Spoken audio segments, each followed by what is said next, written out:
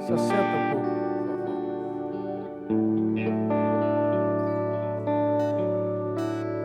Tomar 2 minutos aqui do meu amigo, irmão Jorge Mitiano.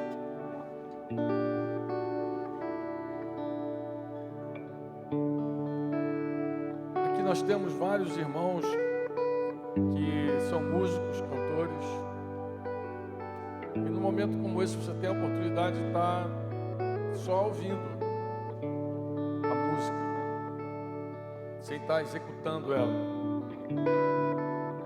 E é uma hora muito boa para você ministrar também. Porque em geral, nas congregações que vocês estão, você está o tempo inteiro comprometido com a música nesse nível aqui. Mas eu, nos últimos meses, eu acho que tem mais de um ano, pelo menos, eu venho vivendo uma crise santa com a música. Não é por causa dos músicos, e nem por causa das canções. Eu acho que é um problema que começa com os pastores, conosco. É um serviço que deveria ser tão solene, tão bom, e daqui a pouco vai ficando mecânico, o negócio tão mecânico, que aí a coisa vai se esparramando a todo lado.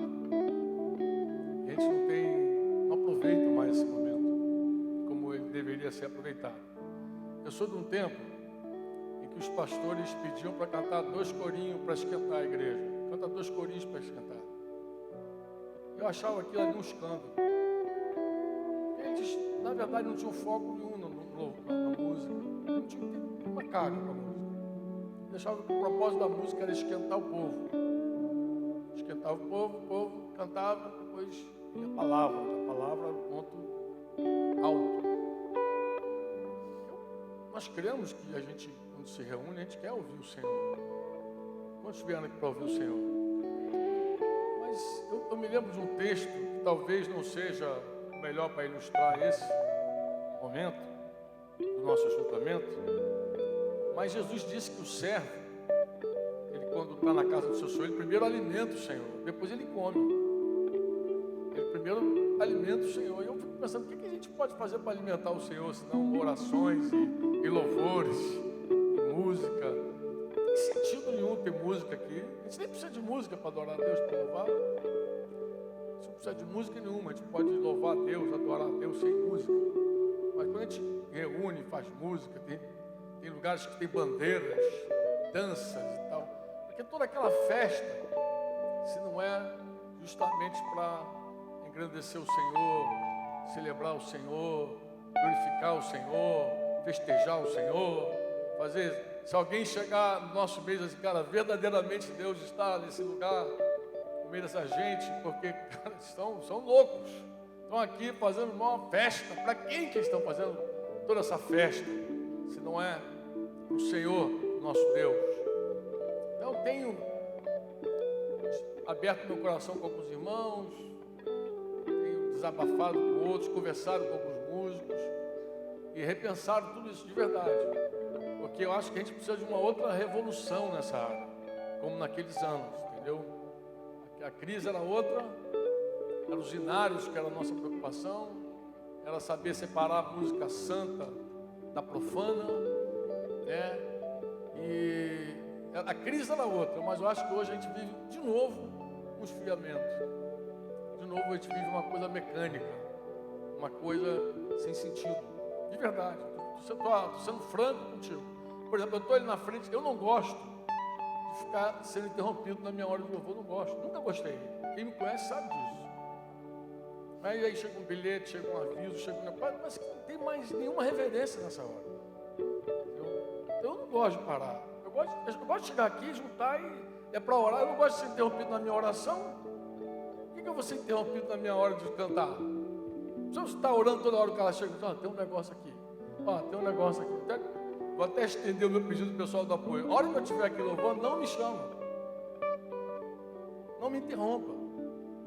Eu não quero ser interrompido. Nem na hora da música e nem na hora de orar.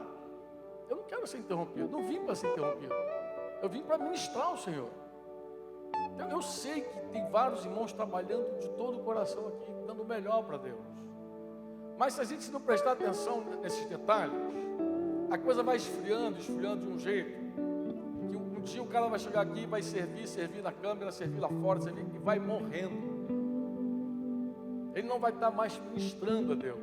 Um dia ele começa com muita alegria, daqui a pouco ele está fazendo aquilo com muita tristeza, porque não faz mais para o Senhor, faz para homens. Não é raro o homem começar fazendo para Deus e daqui a pouco ele terminar fazendo para homem. E quando faz para homem, faz com tristeza. Quando faz para homem, quer recompensa, quer salário do homem, porque ele faz para o homem. Então, se ele faz para o homem, ele quer o salário do homem, a recompensa vem do homem. Se ele faz para Deus, a recompensa vem de Deus. Então, eu penso assim, eu acho que uma coisa que pode nos ajudar muito é não permitirmos que esse momento de culto, de adoração, sei lá, embora o nosso culto é todo dia, toda hora, mas esse momento que a gente diz que é para Deus, porque tudo é dele, por meio dele e para ele, mas esse momento que a gente diz que é para Deus, ele se torna um momento mais solene, mais reverente. Eu acho que se isso se tornar assim, até os que servem vão servir com reverência também, e servem em outro contexto. Mas assim, não, estamos aqui, Deus está aqui entre nós, cale-se toda a terra, o Senhor está entre nós. E aí é hora de aquietar o coração, aquietar a alma. A gente não pode estar aqui com trocentas preocupações, não é legal. Estou falando, isso faz mal para todos nós.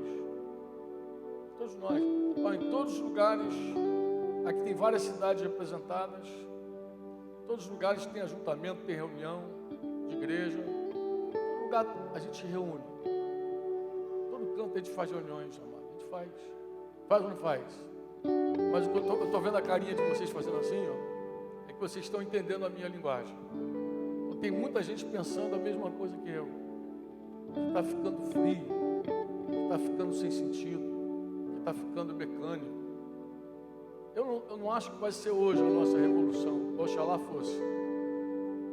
Mas eu estou colocando uma sementinha no teu coração.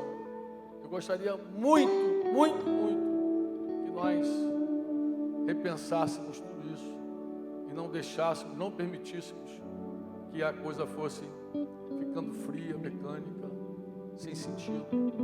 Tá bom, amados? Eu falo com o maior carinho, com todo respeito ao trabalho de vocês, ao ministério que vocês desenvolvem. Eu falo, mas eu estou falando do nosso bem. Daqui a pouco a gente está parecido ou pior, como disse Tchan ontem, a tradição renovada, não sei a expressão que ele usou ontem. Oi? Qual foi a expressão que ele usou tão engraçada? Então, a nova tradição. Tão paradoxal esse negócio, mas acho que se aplica a tanta área da nossa vida. Bom, amados, era isso que eu queria, esse minutinho que eu queria pedir a vocês assim, para a gente pensar, repensar, rever. Amém? Vamos ouvir nosso irmão Jorge, por favor, Jorge.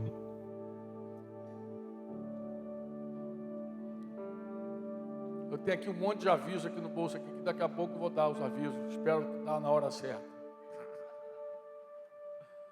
Tá bom?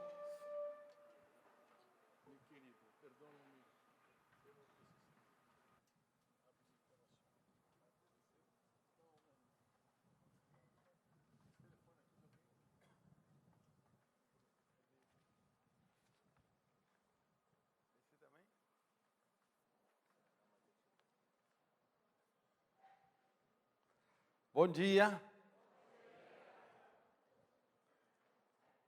Como estão todos? Bem? Descansaram? Sim, chegaram cansados na cama, não? Eu também.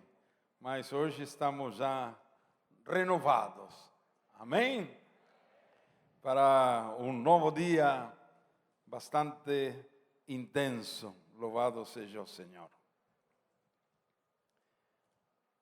Nosso tema, a igreja real e a igreja potencial.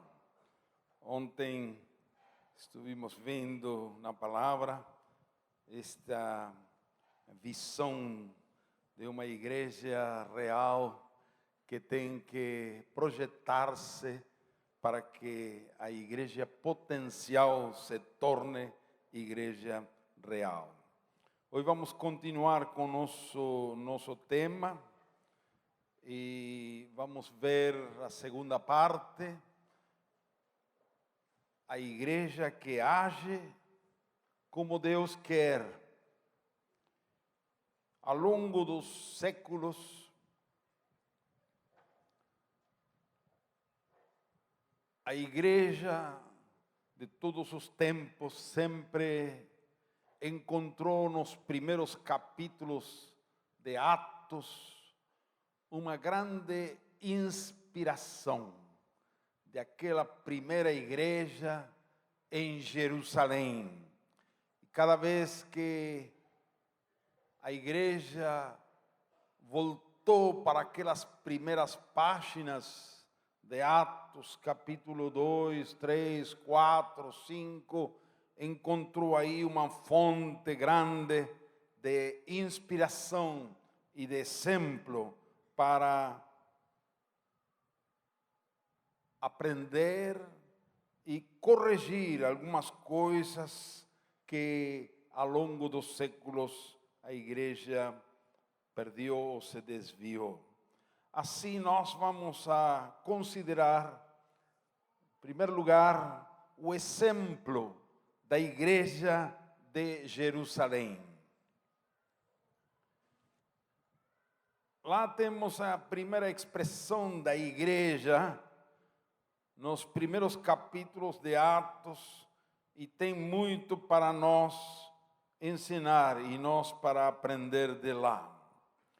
Então eu gostaria de mostrar como no dia de Pentecostes, quando o Espírito Santo desceu sobre aqueles 120 discípulos, a primeira coisa que ele fez, quizás a principal obra que o Espírito Santo fez, foi tirar os 120 discípulos das 4 paredes do cenáculo e jogá-los, não sei se usam a palavra catapultá-los para a rua.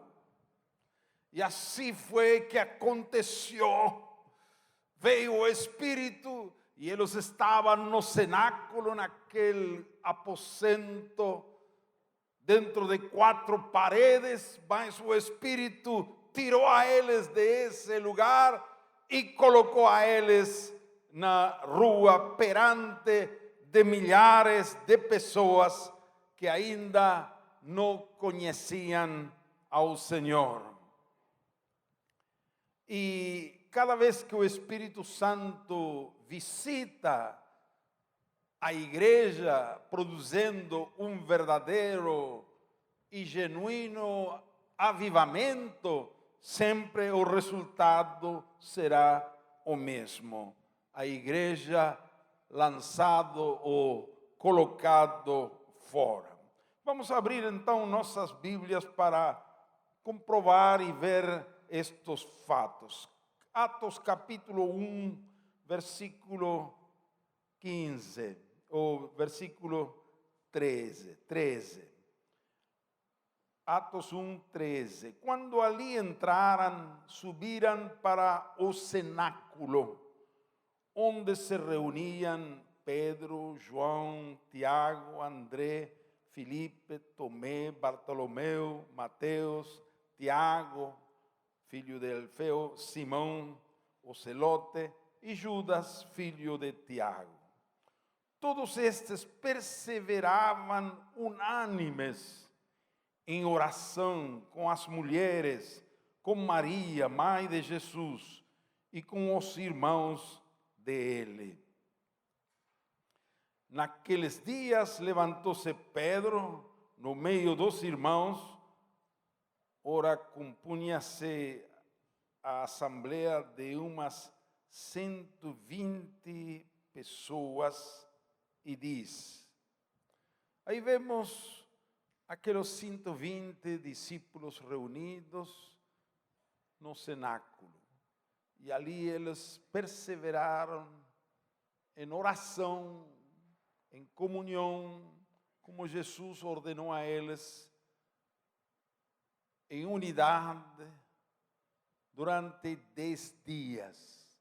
Jesus foi para o céu dia 40, depois de sua ressurreição, e o Pentecostes aconteceu dia 50. Então, 10 dias estavam sempre reunidos dentro aquela assembleia, naquele cenáculo, no aposento alto. Então, capítulo 2, versículo 1. Ao cumprir-se o dia de Pentecostes, estavam todos reunidos no mesmo lugar. Reunidos no mesmo lugar. E de repente, veio do céu um som, como de um vento impetuoso, e encheu toda a casa onde estavam assentados. E apareceram distribuídos entre eles línguas como de fogo, e pousou uma sobre cada um deles. Todos ficaram cheios do Espírito Santo e passaram a falar em outras línguas, segundo o Espírito lhes concedia que falassem. Isso foi a vinda do Espírito Santo. E continua o texto dizendo: ora, estavam habitando em Jerusalém judeus, homens piedosos, vindos de todas as nações debaixo do céu. Quando, pois, se fez ouvir aquela voz, afligiu a multidão, que se possuiu de perplexidade, porquanto cada um os ouvia falar na sua própria língua. Versículo 12. Todos, essa multidão, vários miles de pessoas, atônitos e perplexos, interpelavam uns aos outros: que quer isto dizer? Outros, porém, zombando, diziam: estão embriagados. Então se levantou Pedro com os 11, e erguendo-se a voz, advertiu-os nestes termos: varões judeus e todos os habitantes de Jerusalém, tomai conhecimento disto e atentai nas minhas palavras. Já não estavam dentro do cenáculo, já estavam fora. Então, estou mostrando como eles, estando dentro, quando foram cheios do Espírito Santo e se aproximou aquela multidão, naquele dia se batizaram 3.000 pessoas. Então, deveriam ser mais de 3.000 que ouviram aquela explosão e se aproximaram. E agora o Espírito Santo colocou aqueles 120 em contato direto com a multidão. E aí Pedro pregou por primeira vez o querigma, proclamando que esse Jesus que eles crucificaram, Deus o ressuscitou e o fez Senhor e Cristo. Amém? Então, a partir de então, a igreja de Jerusalém se instalou no centro da cidade. Não tinha um endereço legal, um salão, nenhum endereço real. Quando Lucas se refere a esta igreja, não diz a igreja da rua tal, número tal, sino simplesmente declara a igreja que estava em Jerusalém. Essa igreja nasce na rua, cresce e se multiplica pelas ruas e as casas da cidade. Está na praça central, diante do templo, está no mercado, está em todos os bairros. A igreja que Deus quer é uma igreja visível, acessível às pessoas, não enclausurada nos templos. Os católicos têm trancado Cristo em seus santuários e tem um negócio lá ao frente que chamam, em espanhol, é sagrário, onde colocam a hóstia. Não sei como é em português. Tem um negócio aí que fecham e colocam o pão, a hóstia consagrada, como se isso fosse a presença de Jesus.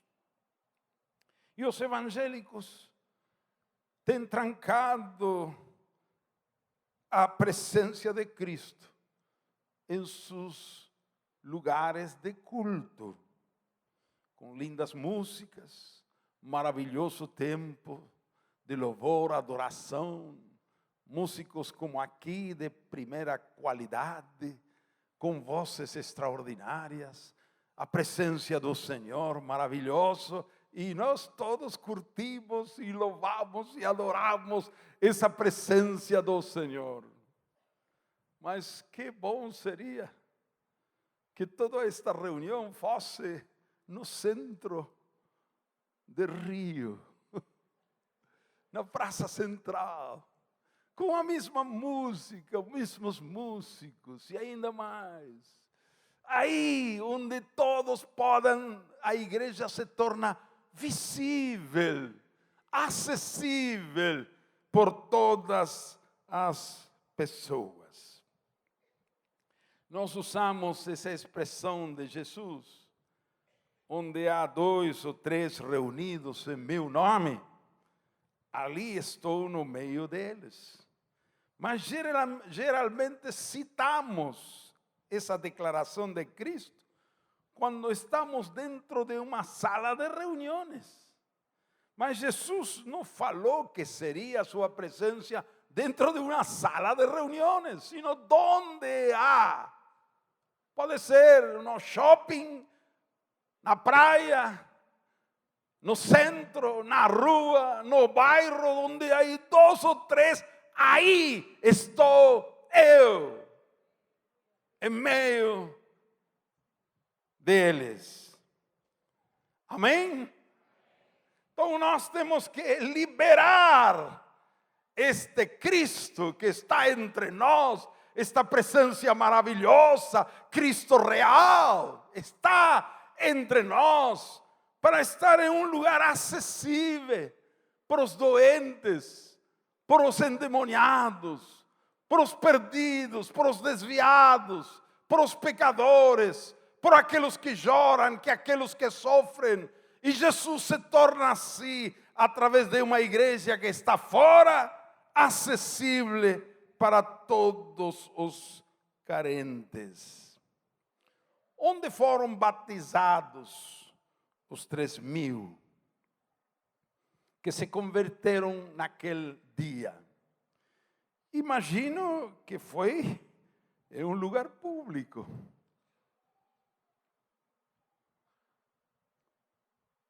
Sabe o que é um batismo em um lugar público?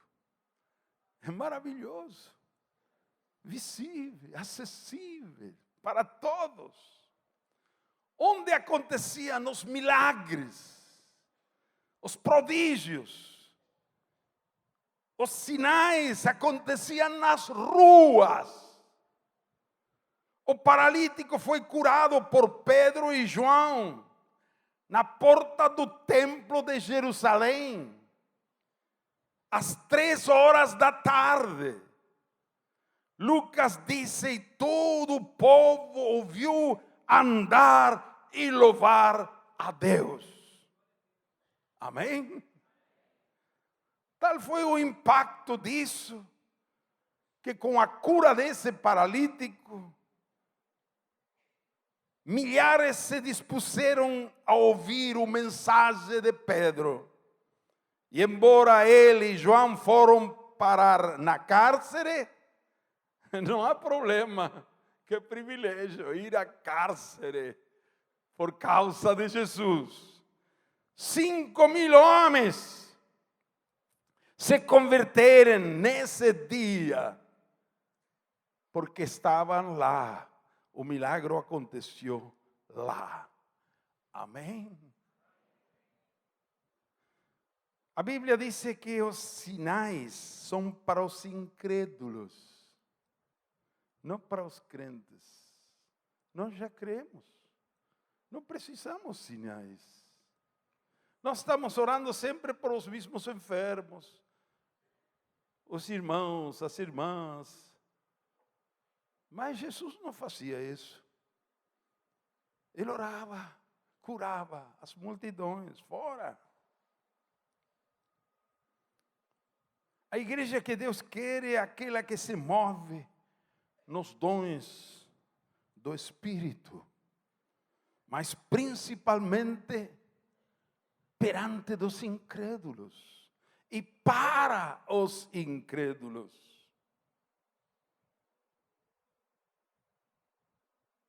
É ali onde estão os endemoniados, os enfermos. Os prodígios e milagros aconteciam geralmente na rua e não no templo, entre aspas, templo. Vamos capítulo 5 de Atos, versículo 12 até 16. Veja como diz: muitos sinais e prodígios eram feitos entre o povo pelas mãos dos apóstolos, e estavam todos unânimes no alpendre de Salomão. Dos outros, porém, ninguém ousava juntar-se a eles, mas o povo tinha-os em grande estima. E a multidão dos que criam no Senhor, tanto homens como mulheres, crescia cada vez mais, de sorte que transportavam os enfermos para as ruas e os punham em leitos e em camilhas, para que ao menos a sombra de Pedro, quando este passasse, cobrisse alguns deles. E até das cidades circunvizinhas concorria muita gente a Jerusalém, conduzindo enfermos e atormentados de espíritos imundos, os quais eram todos curados. Aqui não há sombra, porque temos um teto, temos paredes, a sombra está fora. Amém? A sombra de Pedro curava também, não era a sombra de Pedro, era o Senhor através de Pedro. Então, a igreja que age como Deus quer é a igreja que está onde Deus quer estar. Ele quer estar fora. Eu experimento muito mais os 9 dons do Espírito Santo fora que dentro. Eu tenho experiências de cura fora, muito mais que dentro. Milagres fora, palavra de ciência fora, palavra de sabedoria fora. Deus quer agir lá e nós queremos forçar a Deus a operar com os dons aqui dentro. Porque Deus quer estar próximo aos pecadores, aos desgarrados, aos que sofrem. Deus quer estar próximo ao dor, à necessidade, à enfermidade. E a igreja que está próxima das pessoas, é a igreja que está próxima das pessoas, que se arrisca, que responde às perguntas difíceis, que não se cala, que proclama e exalta Cristo, que prega a sua crucifixão, que anuncia a sua ressurreição, que apresenta às pessoas um Cristo vivo, que proclama o senhorio. É a igreja que denuncia o pecado, que chama os pecadores ao arrependimento, a batismo para perdão dos pecados. Nossa rotina tem que ser mudada. Temos que entrar em outra ação muito diferente daquilo que já estamos acostumados. A igreja que Deus quer é a igreja que discipula aos batizados, que persevera na doutrina, nas orações, na comunhão uns com os outros, no partir do pão. Não a faz apenas em um contexto religioso, senão um contexto mais fraterno, sincero, nas casas, nos bairros. Não a faz na solenidade e seriedade de um ato litúrgico, de uma religiosidade formal, mas comendo juntos com alegria e singeleza de coração. É uma igreja sem igreja. Não se reúne em lugares sagrados ou consagrados, mas nas casas, na praça principal. Quando a palavra diz no templo, porque diz, se reuniam cada dia no templo e nas casas. Mas você tem que pesquisar que quando diz no templo, não era o templo dos cristãos. Primeiro, eles não tinham templo.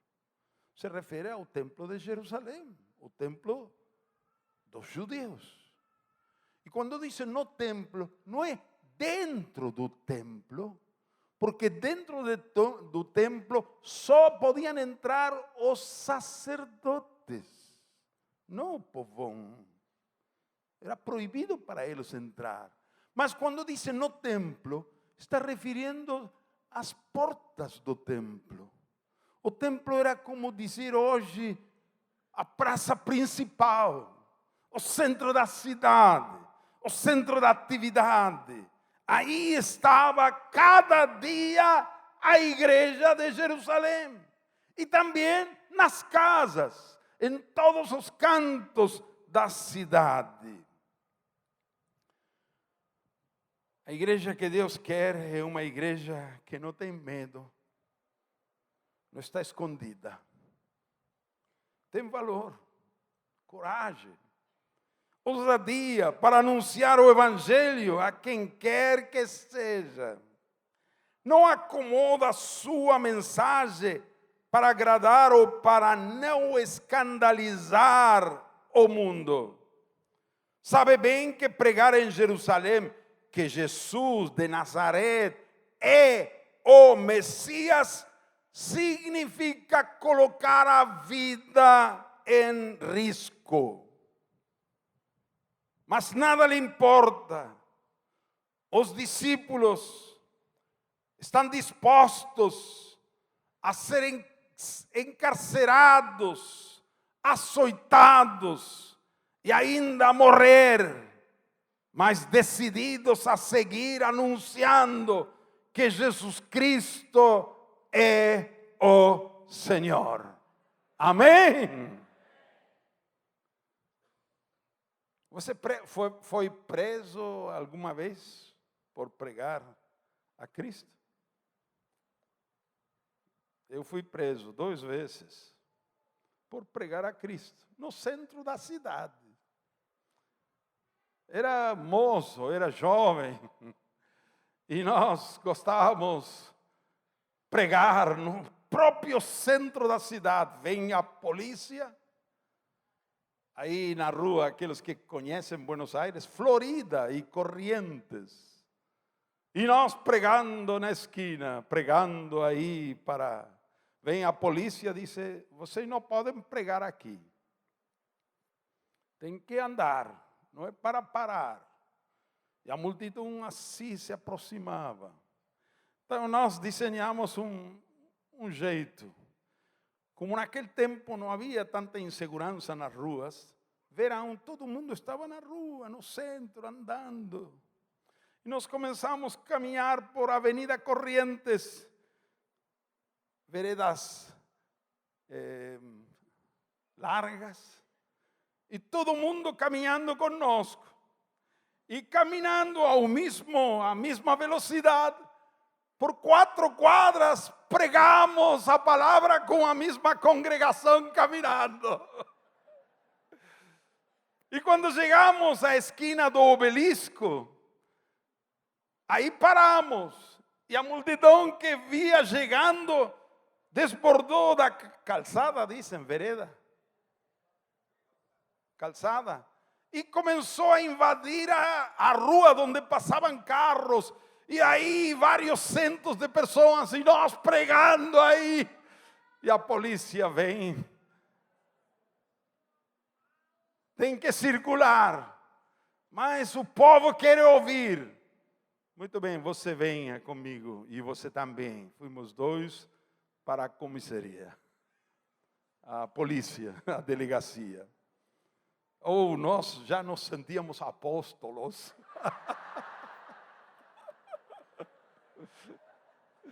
E assim várias vezes. Qual é o problema? Mas hoje, queridos, temos outros tipos de problemas. Hoje eu estou denunciado na Argentina por falar com clareza o que Deus disse sobre os homossexuais, tudo isso. Eu mandei a todos os senadores de Argentina, no momento que tinham que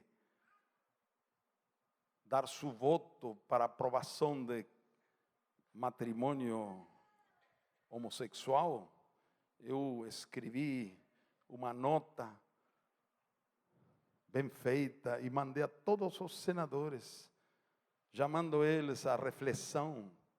E fui denunciado perante de INADI. INADI é uma organização allí, Instituto Nacional de Antidiscriminação. Não sei como continua aquilo, nunca me chamaram, mas fui acusado por ser um discriminador com minha palavra. Querido irmão, nós temos que perder todo o medo de ir à cadeia e de ser morto. Amém? Você não tem que ter medo de morrer. Temos que ser prudentes, sábios, pero ousados para estar perante de todo mundo, dizendo as verdades da palavra do Senhor. Eles não tinham medo dos governantes. Não lhe importava ser levado à cárcere e comparecer diante das autoridades ou líderes religiosos. Ao contrário, diante da pergunta das autoridades, depois de aquele milagre de cura de um homem coxo de ambas pernas, Pedro responde assim, Atos 4, 7 a 10. E pondo-os no meio, perguntaram, com que poder ou em que nome de que fizeste isto? Então Pedro, cheio do Espírito Santo, lhes disse, principais do povo e vós anciãos de Israel, visto que hoje somos interrogados acerca do benefício feito a um homem enfermo, e de modo como foi curado, seja conhecido de vós todos e de todo o povo de Israel, que em nome de Jesus Cristo, o Nazareno, aquele a quem vós crucificastes e a quem Deus ressuscitou dentre os mortos, em nome desse é que este está são diante de vós. Amém. Louvado seja o Senhor. Na cara deles declarava abertamente: vós crucificasteis, mas Deus ressuscitou. E diante da intimidação dos governantes, para que de nenhuma maneira falassem ou ensinassem em nome de Jesus, Pedro e João lhe respondem. Respondendo, porém, Pedro e João lhes disseram: julgai vós, se é justo diante de Deus ouvir-vos antes a vós do que a Deus, porque não podemos deixar de falar do que temos visto e ouvido. Amém? Em uma segunda ocasião, Pedro e João são presos na cárcere público pelo sumo sacerdote e pelos saduceus. Mas à noite,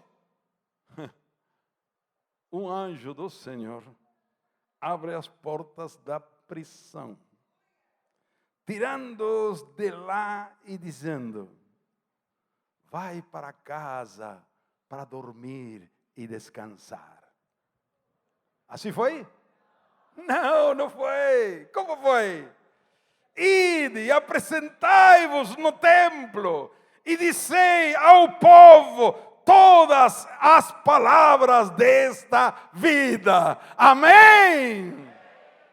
Deus está muito interessado de liberar da cárcere, pero não para sua comodidade e conforto, sino para que continue aquela igreja na rua pregando ao povo todas as palavras da vida.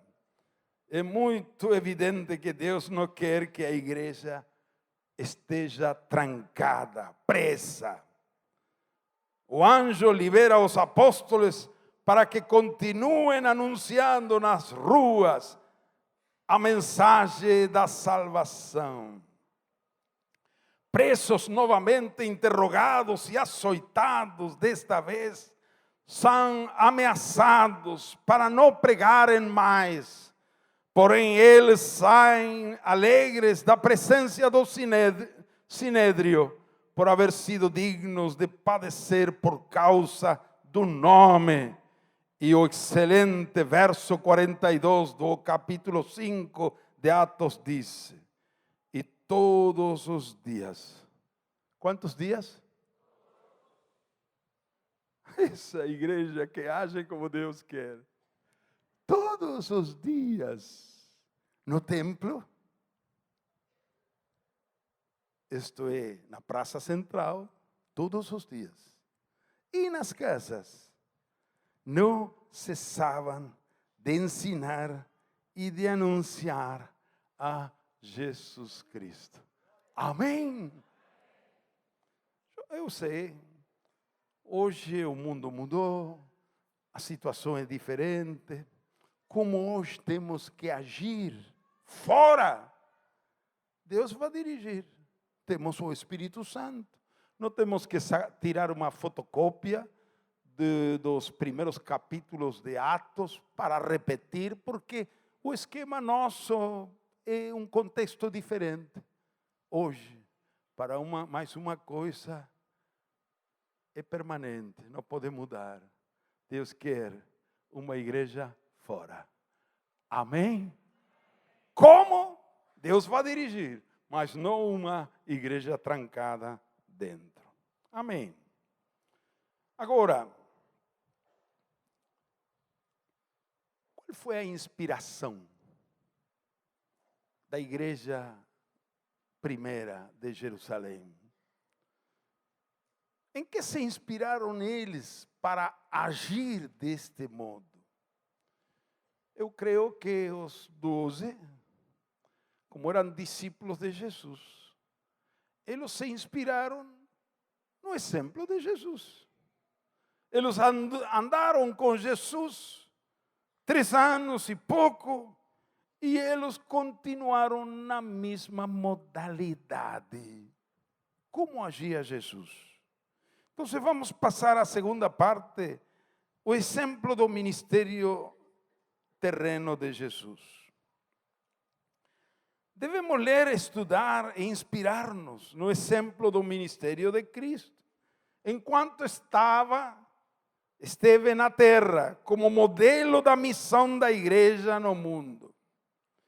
Hebreus capítulo 10, versículos 5 e 7, diz assim: por isso, entrando no mundo, diz, sacrifício e oferta não quiseste, mas corpo me preparaste. Então disse, eis aqui, venho, no princípio do livro está escrito de mim, venho para fazer, ó Deus, a tua vontade. Este salmo profético foi a atitude de Jesus, dizendo, Pai, me preparaste um corpo. Eu quero neste corpo fazer a tua vontade. E que fez Jesus estando em seu corpo físico? Como começou seu ministério? Veja bem, ele começou do zero. Não tinha um violão. Parece que sem um violão não podemos iniciar uma igreja.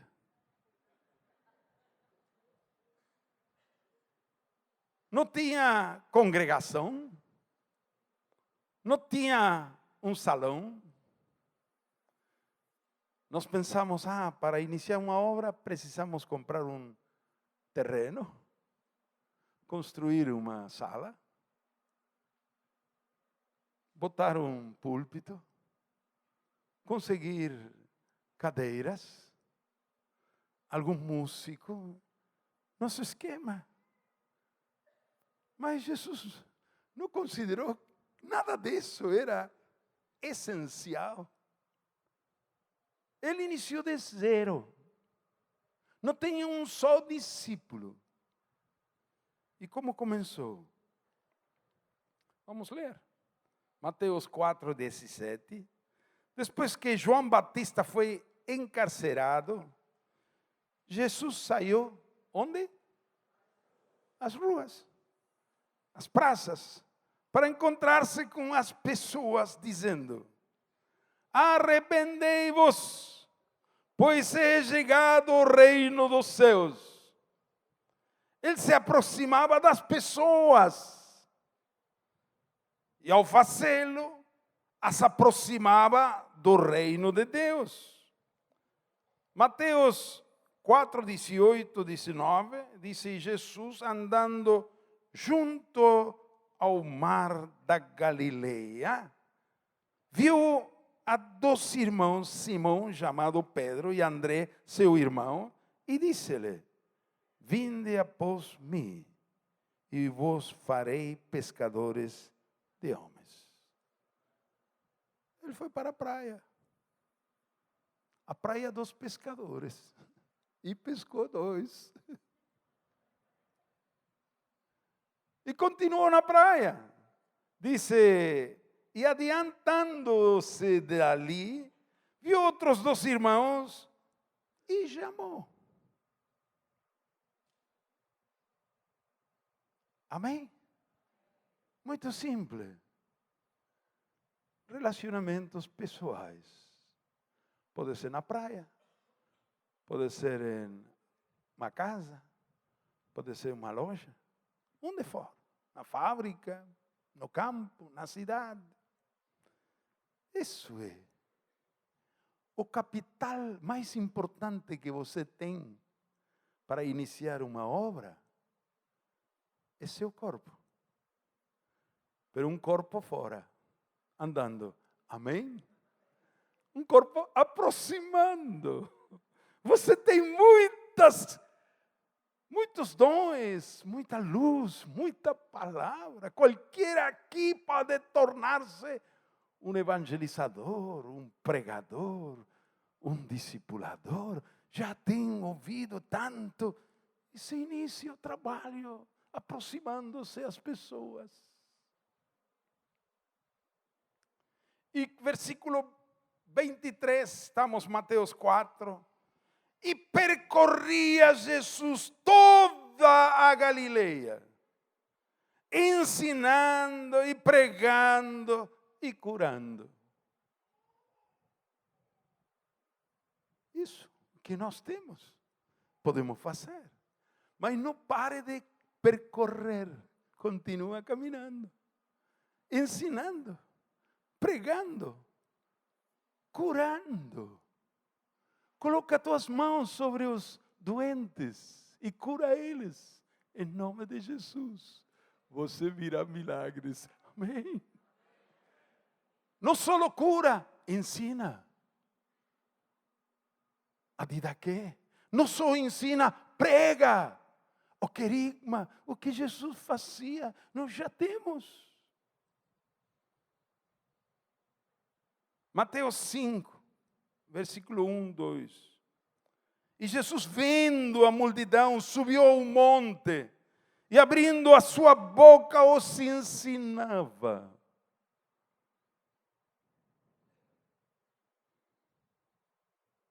Mateus 8.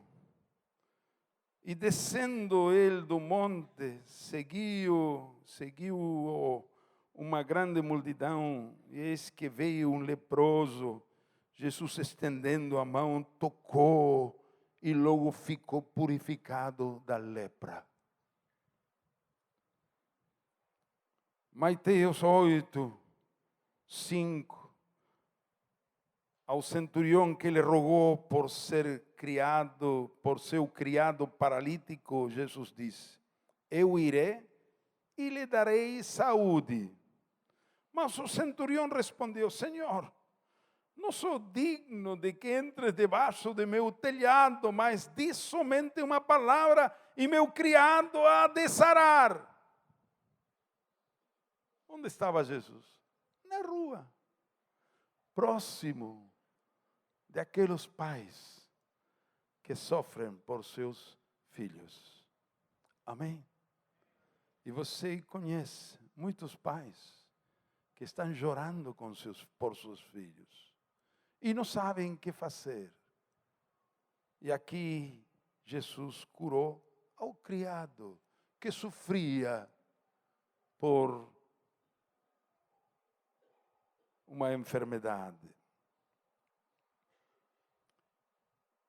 Bom, vamos Mateus 9, parecido versículo 35 e 36 a Mateus 4:23. Em 4:23, Jesus percorria toda a Galileia, mas aqui o país completo. E percorria Jesus todas as cidades e aldeias, ensinando nas sinagogas deles e pregando o evangelho do reino e curando todas as enfermidades e moléstias entre o povo. E vendo as multidões, teve grande compaixão deles, porque estavam cansadas e desgarradas como ovelhas que não têm pastor. Isso aí.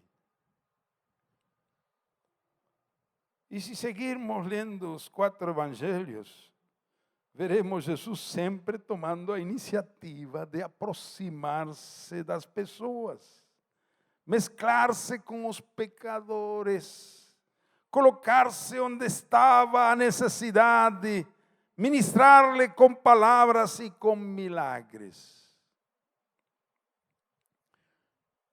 É verdade, Jesus iniciou de zero.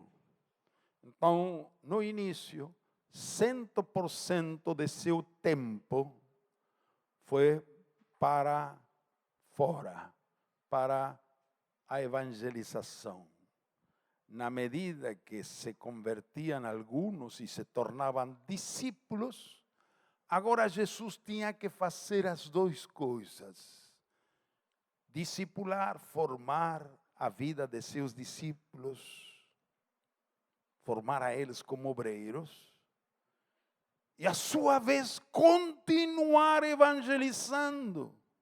Ele não permitiu que este novo grupo de discípulos fechassem a ele em círculo fechado. Não, ele com eles caminhava por as ruas e eles aprenderam de seu mestre como fazer a obra. Amém? O obreiro se forma na obra, não simplesmente em aula. Aula? Não, fora. Nós temos uma expressão, vocês dizem em português chacareiro, não? Como dizem? Caipira, campesino, lavrador. Caipira que trabalha, como é? Trabalhador rural, obreiro, não?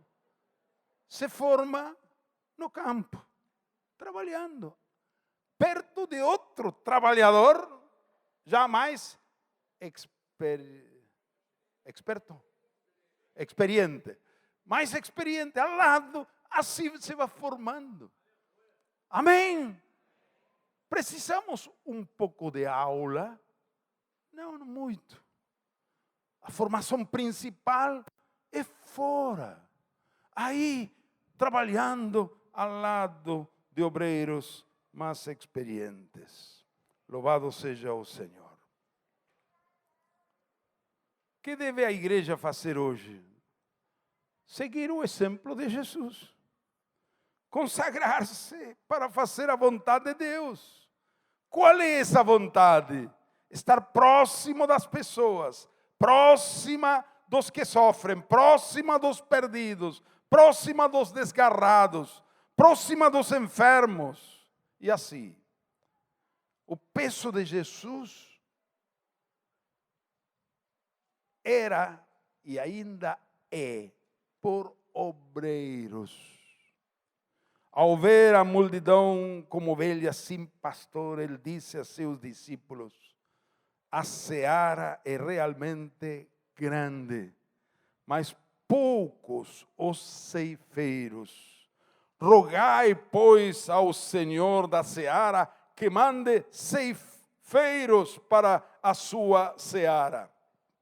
Especificamente o peso de Jesus era por ceifeiros. Em tempo de colheita, todos diminuem seus trabalhos para dedicar-se à colheita. O tempo da colheita é um kairos que não dura para sempre. Somos muitos os pastores, mas poucos os ceifeiros. Eu sinto falta de homens como Tatiquian. Tatiquian foi aquele homem que Deus usou para minha conversão, quando eu estava com 15 anos de idade.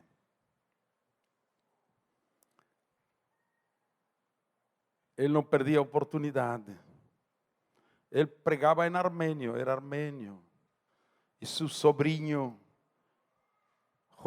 José, traduzia para ele. Muitos jovens nos convertimos. 6 meses de reunião cada noite. Pero esse homem um dia me chama, me liga e diz: Jorge, eu tenho que pregar sábado em outra congregação e José, meu sobrinho, não pode traduzir. Você pode traduzir-me do armênio a espanhol? Eu estava com 16 anos de idade. Eu disse, eu não sei se conseguirei. Nunca traduzi assim. Eu era muito tímido. Disse, Deus vai ajudar. Então, vamos marcar. 5 da tarde eu passo por tua casa, pegamos ônibus, vamos lá. Amém. E 5 horas da tarde ele chegou. Subimos ao ônibus. Ele abriu sua pasta e sacou folhetos. Disse, Jorge, você agora vai distribuir por este lado, eu vou distribuir por este outro lado. Bom, eu fiz, distribuí, sirva-se, Senhor, sirva-se, sirva-se. Concluímos. Ele por um lado, eu por outro. Disse, Jorge, agora vamos pregar.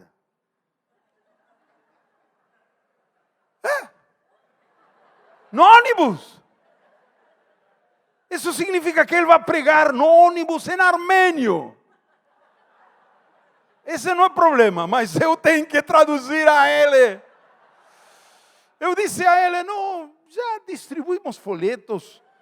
Guardemos silêncio para que eles se concentrem para ler melhor. E ele me disse, não, disse, se nós pregamos, depois vão ler com mais atenção.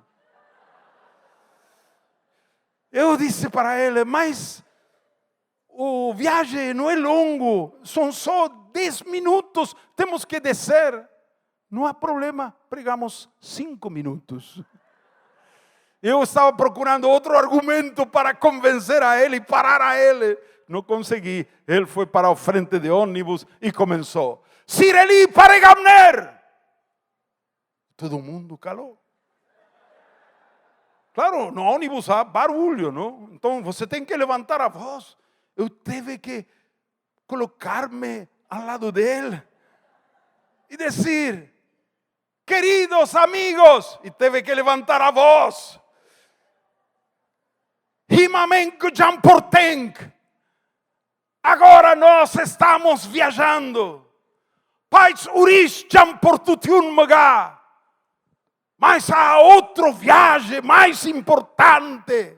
É a viagem à eternidade.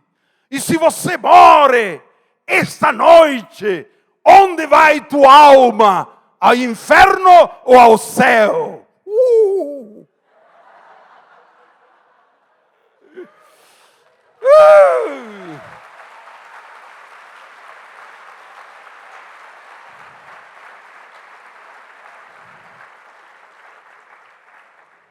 Esses foram nossos mestres.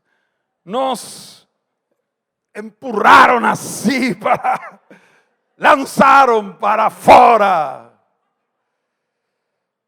E durante 7 anos, um grupo de 15, 20 jovens, com uma intensidade extraordinária, pregamos em Buenos Aires, em todas as praças da cidade, no centro da cidade, nos hospitais, os presídios. Não havia canto da cidade que nós, naqueles 7 anos, intensivamente, não pregamos a palavra. Eu sinto falta de homens como esses. Como este de Dinamarca, não? Torben, não? Amém. Eu sinto falta de Ivan Baker. Não sei quantos conheceram a Ivan Baker. Alguns conheceram. Ele era também assim, sempre fora, sempre evangelizando. Deus pode mudar a cada um de nós. Amém? É um tatiquian. A ver, fala, como é? Tatiquian. O sobrenome desse pastor, meu pai espiritual, que já está no céu. Tatiquian.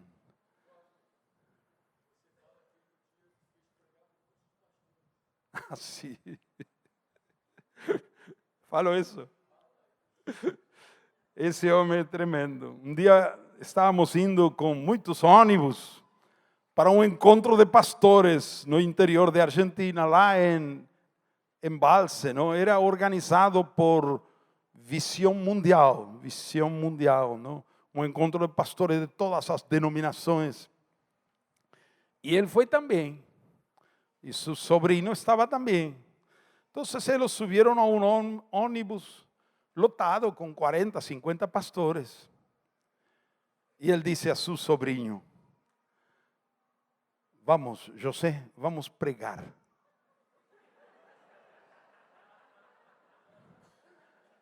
El pique dele é tremendo, não?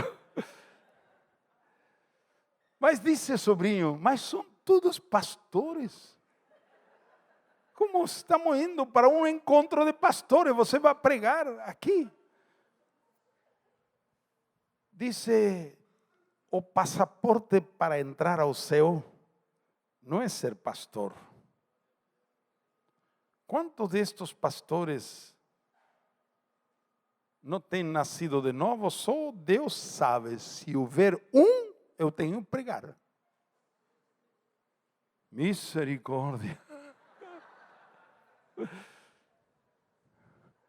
E o sobrinho disse: mas, você cala a boca e só obedece.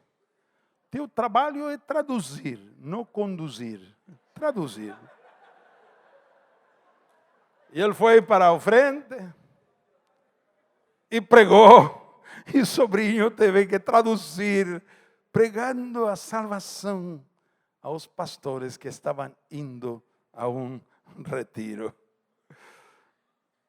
Daí a poucos quilômetros aquele ônibus parou para todo mundo que quer ir ao banheiro, tomar café, não? E se assentaram aí os pastores, alguns deles. Um sacou cigarro, outro a pipa, como é? Cachimbo. Eram pastores luteranos, assim, tradicionais. Com certeza, muitos deles não tinham experimentado, não por cachimbo ou cigarro, sino seguramente alguns deles não tinham experimentado. É tremendo esse homem. Muito bem. Agora, queridos irmãos, Jesus falou: o campo é o mundo. Deus não quer como obreiros, nos quer como obreiros envolvidos no campo, tocando com as mãos as espigas, tocando as pessoas, abraçando aqueles que estão tristes, amando, ouvindo seus problemas, orando com eles, levando palavras de esperança, de consolo, de fé, dando ânimo, fazendo-lhes saber que são valiosos, são amados por Deus, que são importantes, que Deus as conhece, que tem um plano maravilhoso para as suas vidas. Amém? Eu vou concluir dizendo uma coisa muito importante. Se você pega esta última frase, sua vida vai mudar. Veja bem, a igreja, você, eu, estamos envolvidos no mundo 6 dias da semana. Cada filho de Deus está inserido no meio do seu bairro, no meio do seu lugar de trabalho ou estudo. Mas a maioria deles, de nós, estamos desativados enquanto a nossa missão. Necessitamos ser exemplos e orar para que Deus nos transforme em ceifeiros. Isso é algo sobrenatural. Somente Deus pode colocar no coração dos irmãos o desapego pelo material ou renunciar às comodidades que a vida moderna oferece e colocar em nossos corações a paixão pelos perdidos. Amém? Então, há momentos que vamos todos juntos à praça central, à praia, alguma atividade conjunta. Esse é um lado. Mas o outro lado, quase tão ou mais importante, é que você e eu, 6 dias na semana, estamos inseridos em todos os cantos da sociedade. E lá temos que estar ativados, acordados, vigiando em oração, abrindo os olhos, agir, semeando a palavra, porque de lá virá a maior parte da colheita que o Senhor vai acrescentar à igreja. Amém?